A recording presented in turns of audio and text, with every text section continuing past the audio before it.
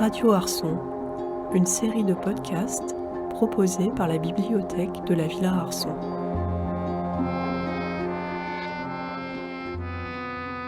Pablo Tomek vient du graffiti, un milieu où il a fait ses armes en cassant les codes avec son groupe PAL dans les années 2000-2010.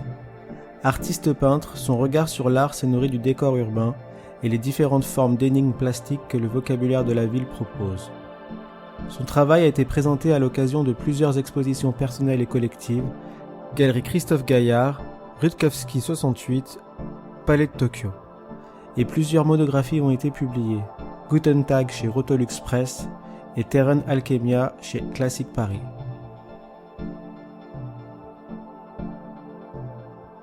Bienvenue Pablo Tomek au micro de Radio Arson. Merci beaucoup de m'accueillir, tout le plaisir est pour moi. Première fois ici, à la Villa, donc c'est superbe.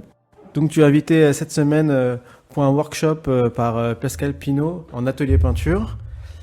Tu coordonnes, tu supervises quelques étudiantes. Et je voulais savoir en premier lieu, est-ce que tu as l'habitude de faire ça ? Eh bien non, j'ai pas l'habitude de faire ça. J'ai eu l'occasion de faire des workshops et des interventions dans des écoles avec des enfants. On va parler d'enfants. Là, on a des adultes, jeunes adultes, voire des personnes en bascule professionnelle, donc qui ont presque mon âge. Et non, première fois que j'endosse ce rôle de superviseur, d'intervenant externe, entre guillemets, avec une carrière fonctionnelle. Et donc, non, première fois, et c'est une très bonne expérience. Je passe un très bon moment. Je suis arrivé avec plein d'idées préconçues de comment ça allait se dérouler. Évidemment, rien n'a fonctionné comme ce que je le voulais. C'est un peu comme une œuvre. Tu arrives avec des idées, puis en fait, ça prend pas, mais ça prend différemment et c'est pas plus mal. Donc, bonne expérience, c'est cool, super content. On a lieu une institution au final Est-ce que tu as l'habitude aussi de ça ? Non, pas du tout. Alors, traîner dans les musées, ça j'ai l'habitude. Traîner dans les écoles d'art, ça je l'ai pas mal fait. Je suis issu d'une génération qui a pas mal traîné avec des amis de la promotion genre 2005-2007, qui sont sortis en 2005-2007 des Beaux-Arts de Paris. Et j'ai pas mal traîné dans les ateliers de cette école, parce que mes amis y étaient. Donc en fait, cette notion d'atelier collectif d'étudiants, c'est un truc que je connais un tout petit peu. Mais j'ai pas eu le droit... j'ai pas eu le droit de passer ne serait-ce que le premier tour du premier, comment on appelle ça. J'ai tenté les Beaux-Arts de Paris il y a 12 ans, un truc comme ça. Et j'ai pas passé le premier tour, quoi. Je suis arrivé avec un truc sous l'épaule. Ils ont fait ça va, on n'a pas besoin de toi, t'as pas besoin de nous. Je crois que je suis arrivé semi trop confiant. J'avais pas conscience de comment est-ce qu'il fallait démarcher une école comme ça. Et finalement, donc, j'ai pas fait d'école d'art. Je me suis fait tout seul. Et c'est un peu drôle, finalement, il y a un petit pied de nez à ce refus que j'ai essuyé il y a une dizaine d'années, de pouvoir maintenant être invité par un professeur dans une école nationale et d'avoir cette casquette un peu de l'ordre de la pédagogie, quoi, et de l'accompagnement. C'est drôle, j'aime bien. Qu'est-ce que tu penses des ateliers ici, du matériel, du corps enseignant, d'un peu... Déjà, pour avoir pas mal... Je vais fonctionner par système de comparaison. Hein, pour avoir traîné aux Beaux-Arts de Paris, c'est un peu la seule école dans laquelle j'ai traînouillé, comme on dit.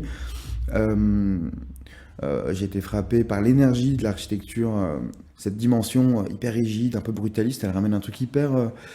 ça crée de l'espace mental, en fait. C'est hyper apaisant. Et donc ça, c'est un truc qui m'a frappé. Il y a à la fois l'extra-structure scolaire où en fait on est quand même enrobé par un calme, par une sérénité, par la nature, par un paysage qui est complètement... Bon, on parle d'une école nationale d'art qui donne vue sur la mer, quoi.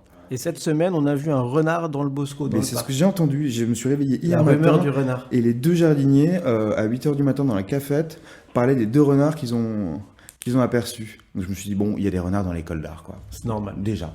C'est marrant parce que tu as quand même une image hyper urbaine avec ton passif Peace and Love, pâle, et tout est grave dans Paris intramuros.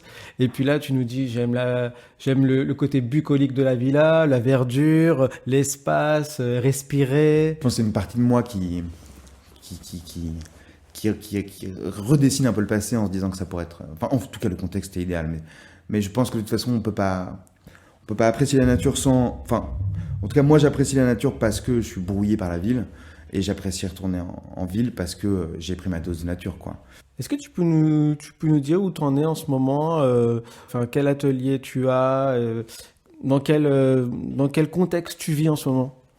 Moi, mon contexte, il est parisien. Je suis du côté de Pantin. J'ai mon atelier qui se trouve à Pouche, ce qui est une énorme pas résidence d'artistes, mais c'est un service locatif pour artistes. C'est une pépinière de 300 artistes. Donc c'est un contexte de travail qui est assez intéressant, qui s'apparente d'ailleurs pas mal à une structure d'école, sauf qu'en fait c'est post-diplôme, et en fait les gens qui sont là-bas tous en vivent. Donc tout le monde est très autonome dans sa pratique. Donc on est dans des échanges de procédés, dans des échanges qui sont d'un autre niveau qu'on peut trouver dans une école d'art, je pense. Mais donc ça, c'est la structure atelier. Je bosse, je prépare des expositions, des projets un peu divers et variés, quoi. Et globalement, c'est ça. Et où t'en es de ta pratique? Est-ce que j'imagine que ton geste a changé, s'est déplacé. Maintenant, t'es dans un marché aussi. Est-ce que tu peux nous expliquer un peu quand est-ce que ça a basculé dans allez, je vais en faire mon métier, je vais être peintre, et puis nous redire, parce que peut-être que tout le monde ne le sait pas, ce que tu as fait avant, c'est-à-dire dans les années 2005, j'imagine, 2000 jusqu'à 2015, ce que tu as fait, et tu es connu un peu pour ça. Explique-nous un peu, s'il te plaît. Je vais synthétiser, c'est un profil, j'ai un profil qui est un peu classique aussi. C'est-à-dire que j'ai abordé la problématique de la peinture par le fait d'en faire dans la ville et dehors. Bon, mon père faisait de la peinture, j'ai toujours gravité dans un atelier, on va dire, un atelier de grenier.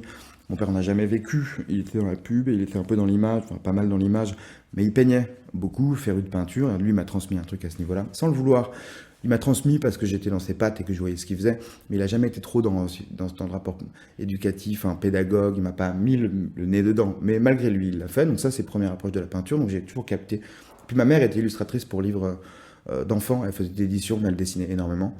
Donc en fait, entre ma daronne qui était dans le dessin, mon père qui était un peu dans la pub et dans la peinture des années un peu 80-90, genre avec une dimension un peu pop, premier rapport à la peinture. Ensuite, j'ai quitté l'école assez tôt, j'ai fait pas mal de conneries, des conneries mineures, hein. Je sortais, je traînais, je fumais des pétards, et j'ai commencé à faire du skate, et puis le skate m'a ramené au tag, et puis après je me suis mis Enfin, ça a été une raison de vivre pendant 10 piges. Il fallait que je réalise mes petites idées que j'avais dans mes petits sketchbooks, et je faisais de la peinture dehors. Donc ça a commencé par le tag, et de fil en aiguille, le tag dans sa dimension un peu tradie, conventionnelle, un peu trop animale, m'a saoulé.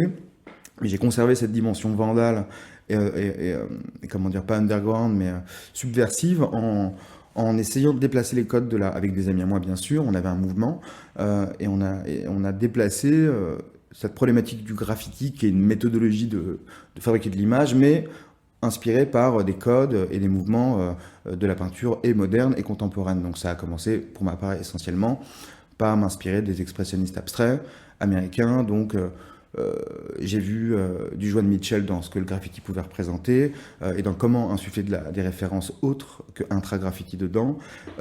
Et le tag m'inspirait. J'ai commencé, pour moi, une peinture de Soulage pouvait faire évocation à une vraie peinture de tag dans la rue.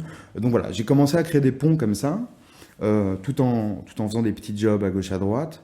Et de fil en aiguille, j'ai commencé à louer des premiers ateliers, et la problématique du graffiti s'est un peu éloignée, et j'ai fini par me focaliser sur pourquoi le graffiti, où le graffiti, et quel était le contexte, en fait, donc la ville, le monde moderne. Et de là, je me suis intéressé à des esthétiques de l'à côté du graffiti. Donc les détails, des pérégrinations, la ville, l'esthétique, la poétique du chantier, des anecdotes plastiques, en fait, qui sont proposées par le monde moderne. Voilà, jusqu'à développer une série, 2 séries, 3 séries, faire une petite exposition collective, ouvrir des espaces qui n'étaient pas faits pour ça, type des hangars, faire venir des gens. Me motiver, donc cette espèce de self-construction m'a amené à faire mes propres événements, comme on peint tout seul dans la rue, avec une dimension hyper, entre guillemets, généreuse et sacrificielle, parce que quand on fait une peinture dans la rue, l'archive qu'on en a, c'est une photographie. Et quand on quitte le support, on quitte le support. Et il ne nous appartient pas, il ne nous appartient plus. Il ne nous appartient que le temps où on l'active.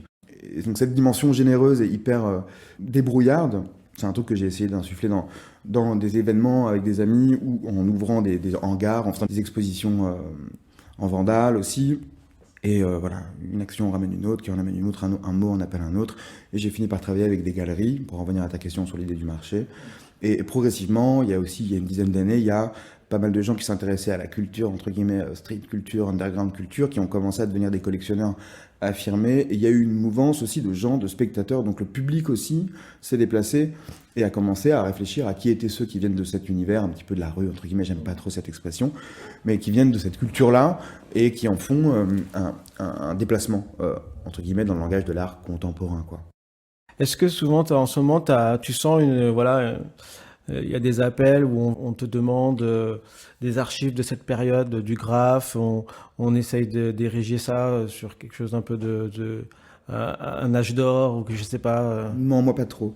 Moi pas trop, mais c'est parce que je pense que j'ai fermé la porte à pas mal de propositions que j'avais eues à une époque qui rentraient pas dans là où je voulais aller. Donc en fait, il y a toute une partie des protagonistes de cette culture qui voudraient rester ancrés là-dedans, qui ont capté que j'étais pas là, que je répondais plus présent. Après, pour des événements ponctuels avec des mecs qui font les trucs pointus, si on me dit, voilà, est-ce qu'on peut revenir sur une partie de ce que tu as fait à une époque, avec plaisir. Mais globalement, je me suis mis à dos tout un pan de cette culture qui faisait pas écho avec là où je voulais aller, quoi. Du coup, j'ai un peu fermé la porte à toute cette culture-là, parce que de toute façon, mon langage et mes propositions artistiques, de toute façon, ne correspondaient plus à ce que les gens qui sont bloqués un peu sur ce truc du post-graphe cherchaient. Donc ça s'est fait naturellement, c'est très bien. Donc j'ai bossé pendant 10 ans à des expositions personnelles, collectives, des invitations dans les diverses et variées. Et j'avais quand même cette libido de faire un livre sur l'esthétique, le travail de la signature, le travail de l'ancrage de la signature dans l'architecture et dans la ville. Et donc c'est un projet de livre, c'est un projet éditorial qu'on a fait qu'à travers de la création de contenu. Donc en fait, pendant 2 ans et demi, 3 ans, on a, avec l'équipe avec laquelle j'étais, Spassky Fisher, qui est une maison d'édition, qui sont un bureau d'études et de graphic design spécialisé dans les projets qui accompagnent les musées, tout ça. Donc c'est des mecs qui sont très connectés à l'art, avec qui j'ai fait une première monographie. On s'est dit, travaillons sur cette esthétique du tag, sur le travail de la signature et sur la bascule qu'il puisse y avoir entre la peinture et le tag. Donc il y a une catégorie d'images, il y a 3, 4, on parle de typologie d'images qui sont réfléchies pour fabriquer un ensemble. Donc création de contenu. En fouinant un peu sur Internet, j'ai vu que tu as eu plusieurs approches de techniques. Il y a eu aussi le blanc de Meudon. Le blanc de Meudon, je l'ai utilisé à 1 ou 2 reprises pour des interventions sur des façades en verre. Comme au Palais de Tokyo, j'avais fait il y a 3-4 ans, quelque chose comme ça. Mais le blanc de Meudon, c'était plutôt un point de départ pour travailler une série de peintures qui est peinte de manière plus conventionnelle à l'acrylique, avec un processus de fabrication du tableau qui est un peu singulier. Mais c'était un point de départ, pas conceptuel, mais comme Bertrand Lavie avait fait des photos de ces grandes vitrines, un peu plus à la façon d'un ready-made, en disant voilà, l'œuvre c'est ça, les ouvriers ils peignent comme ça, ils font des grandes peintures abstraites qui s'apparentent à des peintures de Christopher Wool en soi. Moi, ce truc-là, Lavie, je connaissais pas quand j'ai commencé à prendre les premières images de ces vitrines, qui me faisaient immédiatement penser à du tag, à de la peinture au geste. Puis il y a cette idée de remplir l'espace, donc il y a cette idée de pas savoir quoi peindre, donc faire un grand geste pour remplir l'espace, de manière un peu cancre, je pourrais dire. Et en fait, ce truc-là, j'ai commencé à essayer d'en faire des déclinaisons à l'atelier, et c'est devenu une des quelques séries de peintures que je cultive avec les années. Donc, le blanc de Meudon, c'est un emprunt. Si on se recentre sur le workshop actuel, donc là, ce matin, jeudi 28 janvier, quelque chose comme ça, on est tous les deux à parler, voilà, pour faire un peu une bio de Pablo Tomek. Mais cet après-midi, nous aurons les étudiants avec qui tu as travaillé. Comment tu as appréhendé ce workshop et quelle surprise tu as eue en découvrant leur travail? Bon, alors de manière très simple, je me suis un peu mis la pression. Je me suis dit, ok, il faut qu'il y ait quand même une note d'intention, il faut que j'arrive avec un projet qu'on puisse tous réaliser ensemble, pas un projet commun, mais des valeurs et des axes euh, de fabrication d'une œuvre sur 4 jours. Bon, il est évident que fabriquer une pièce en 4 jours, c'est compliqué. Je voulais pas intégrer la notion du temps dans la fabrication, donc je me suis dit, arrive avec des notions un peu simples pour essayer de bousculer un peu les étudiants. Je suis arrivé avec cette idée de retravailler l'outil, d'essayer de réfléchir le support, d'essayer de trouver un outil qui puisse faire écho avec le support. Et cette idée de travailler sur des détails un peu anecdotiques et de raconter une espèce de trame narrative à partir de petites choses, qui sont un peu mes valeurs aussi dans la manière dont je fabrique des œuvres, et j'essaye d'articuler des expositions. Mais il est évident que ça n'a pas marché du tout, quoi. En fait, j'ai fait face à des individualités qui avaient plus ou moins d'expertise dans ce qu'ils faisaient. J'interviens par le biais de Pascal Pinault, qui est prof en peinture. Je suis arrivé dans un atelier où genre 80-70% des élèves tapent dans de la figuration. C'est-à-dire que je ne suis pas très bien placé, n'ayant pas non plus de parcours académique du dessin. Je suis un type qui ne sait pas dessiner, enfin qui peut dessiner, mais ce n'est pas un truc que j'ai cultivé. Donc c'était compliqué. Et je suis arrivé avec cette volonté pas d'imposer, mais de proposer une dynamique de création de pièces. Et puis en fait, j'ai fait face à des individualités, puis je me suis plongé dans qui faisait quoi, et à travers qui faisait quoi, on a essayé de proposer des bousculades, et de venir un tout petit peu faire bouger tout ça. Il y a une notion que je trouvais intéressante, c'était parce qu'à un moment donné, j'étais un peu coincé, je ne savais pas très bien comment intervenir avec certains étudiants, et j'ai fini par réfléchir à cette idée de suicide artistique, et je leur ai dit, s'il te restait une semaine de peinture, une semaine de création à faire, s'il fallait que tu fasses le truc que tu voudrais faire avant de crever, qu'est-ce que ce serait? Pour essayer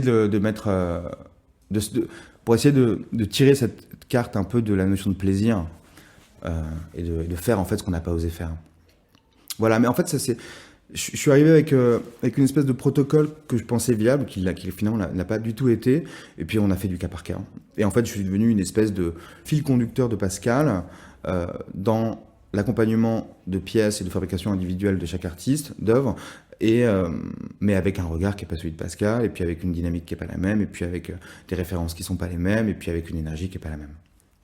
Donc pour une première expérience de pédagogie, Oui. ça t'intéresse de continuer là-dessus? Finalement, tu Ouais. te sens bien dans ce rôle-là? Ça va, ouais, j'appréhendais un peu, aussi parce que n'ayant pas fait d'école, n'ayant pas eu de cursus scolaire, d'apprentissage théorique non plus, j'ai ma culture, mais il y a tout un pan de la culture historique aussi, de la peinture, et de l'art en général, que j'ai un peu skippé, que j'ai pas appris, que j'apprends au fur et à mesure, donc j'ai des lacunes aussi en termes de culture, mais je suis en train de réaliser que c'est pas spécialement un problème, et oui, j'ai découvert plein de choses là, en 4 jours.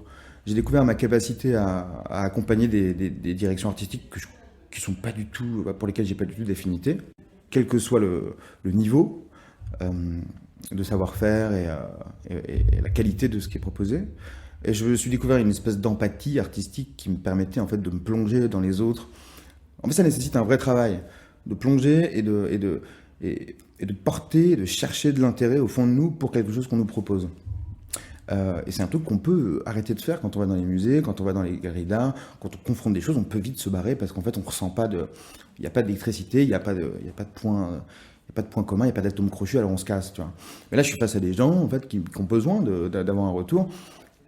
Et donc c'est une invitation à creuser aussi en soi cette capacité à comprendre l'autre, à faire preuve d'une certaine forme d'empathie. Et j'ai découvert que j'étais capable de rebondir sur des sujets et dans des paysages, dans des territoires sur lesquels je pensais être assez hermétique, tu vois. C'est hyper intéressant. Et donc du coup, par conséquent, se plonger, ça veut dire réfléchir, ça veut dire ressentir et ça veut dire proposer. Et je me suis découvert une capacité aussi à avoir des propositions et à accompagner les idées des autres. Et c'est assez surprenant. Et en fait, je suis allé creuser une partie de moi que je n'avais pas creusée jusqu'à présent. Et c'est super intéressant. J'étais très content de faire cette interview avec toi, Pablo, pour voilà, faire un petit brief sur ta vie d'artiste. Ouais, bah merci à toi.